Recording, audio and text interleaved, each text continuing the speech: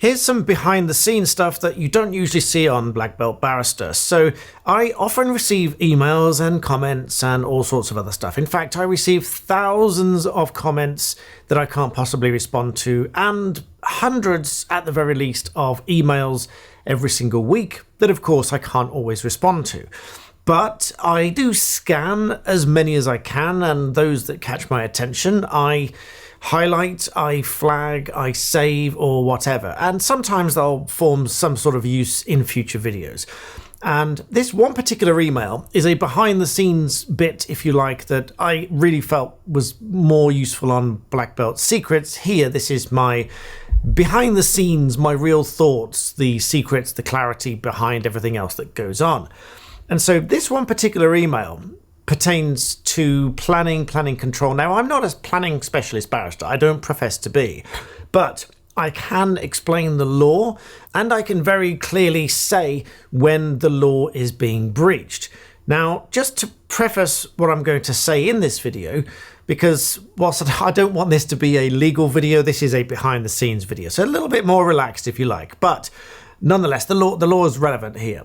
Now, the Town and Country Planning Act of 1990 provides for what would be a breach of planning control. Section 171A provides that for the purposes of the Act, carrying out development without the required planning permission, or failing to comply with any condition or limitation subject to which planning permission has been granted, constitutes a breach of planning control. And so in plain English, that means if you build something that should have had planning permission and you didn't have planning permission, that is a breach of planning control. So whilst it's not strictly illegal in the sense to build something without permission, if you build something that should have had permission and it doesn't have permission, this is considered to be a breach of planning control because it should have had permission and it doesn't. Now, I have received emails. This is the behind the scenes bit. I've received emails from more than one individual. This one in particular said that they saw this video about planning and building something without permission.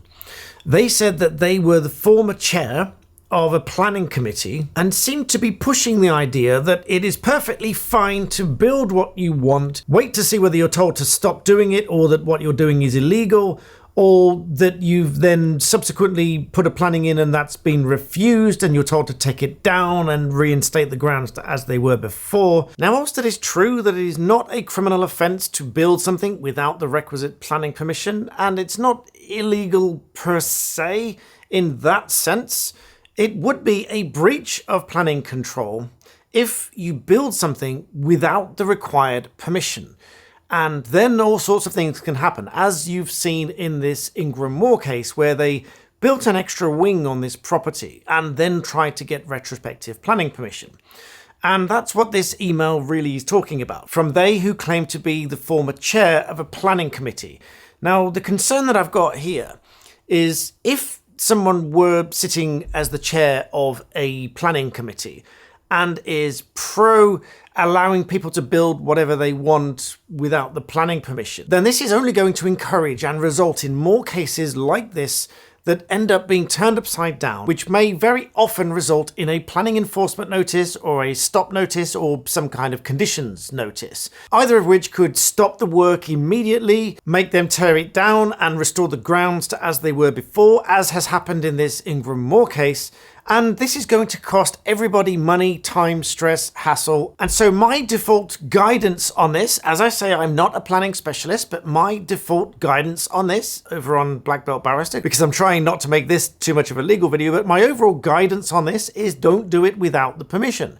Because if you're building something that would need permission and you build it without permission, it would be a breach of planning control and might then result in all of these things happening. So whilst it might not be illegal in the sense that it's not a crime to build something without permission, and it is, as this email, to be fair, does point out, it is possible to apply for retrospective planning permission so that you then do have the permission to build what you've already built. But as you can see from this Ingram Moore case, that doesn't always work out. What they did was build part of it in accordance with the original application, build an extended bit, which then they essentially got caught building as it was not intended to be, and then applied retrospectively for permission to build what they've already essentially started building. And so it would be wholly wrong, I feel, for me to put out any guidance that said, yeah, sure, build whatever you like and then seek retrospective planning permission. Now, in the strictest sense, it's possible, but my guidance would be don't build it unless you've got permission for it. Unless, of course, you are absolutely willing to go through all of the risk and the hassle, the time, the expense, the cost, the stress of building it, going through this application if you need to go through the application, and then going to all the trouble of tearing it down or whatever if they come back later, because most of these things are not going to go unnoticed. There are certain things about it going unnoticed which I believe our learned friend Alan Robertshaw is going to talk about, so when that video is live I will link that from this one and you can go and watch that as well. That'll be an interesting take, so I'm not going to steal his thunder on that one. There's an interesting snippet that he's going to talk to you about, so do make sure you head over to Art of Law and subscribe there. I helped set that channel up with our beloved Al, so let's get that over 10,000 subscribers, please. His videos are fascinating and I love to watch them. So the subsequent to this hopefully is going to be over there very soon. And now for some less kind of serious stuff. Let me put the camera back on over here. Less serious stuff. You've probably noticed that this room has changed around a fair bit lately because I just can't really get the room layout the way that I want it. The desk at the moment is here, which gives me the nice sort of vaulted ceiling look behind me. I have the sofa there in the corner. I've just literally angled it off to the side again now. It was against the wall. Actually, earlier today it was against the wall. Now I've angled it to the corner very slightly. But I'm not sure that that cuts the corner off or whether it makes a nice angled corner with the other side. Let me know in the comments what you think. I do like that I've got the YouTube play button here, and I'm hoping for another one soon for this channel here. We are so close. Let's have a check now. We are at 95,883. So if you're not subscribed, please do that now, because I want to hit 100,000 so I can have another one of these beside it. So I've got two of these play buttons. I know they're little trinket things. They're not like trophies or anything. They're just nice to have. Hopefully you've noticed what that is, as you can see that. I did do a video at some point, my 100,000 subscriber video. Actually, I got the 100,000 subscribers over on Black Belt Barrister on the same day that the Black Belt Floof came home to live with us. She has her own channel as well. That's usually linked in the description below, or you can just look up Black Belt Floof and you can find her. So please go and watch her as well. I'm also thinking of putting a Floof watch camera. There's one sofa that she sits on all the time, all day long, unless we're out walking and all that sort of stuff.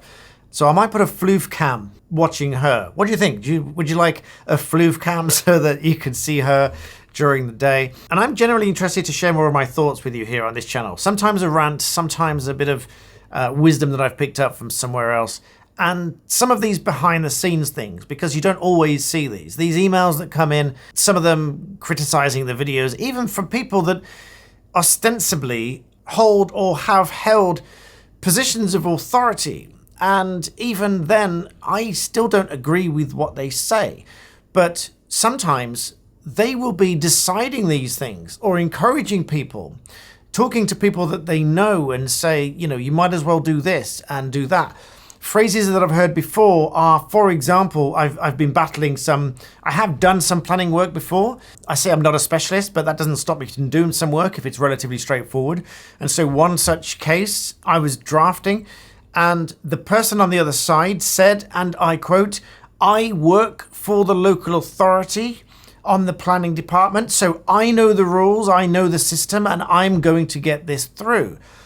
And I thought, as a lawyer, I thought, well, fine, you work in the department, but it's going to stand or fall on whether it complies with the relevant rules.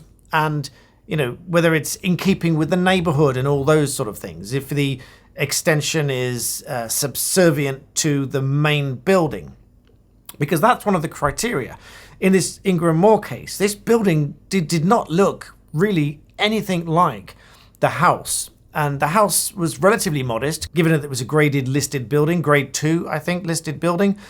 And so that was one of the reasons. This spa building was just totally not in keeping with that area.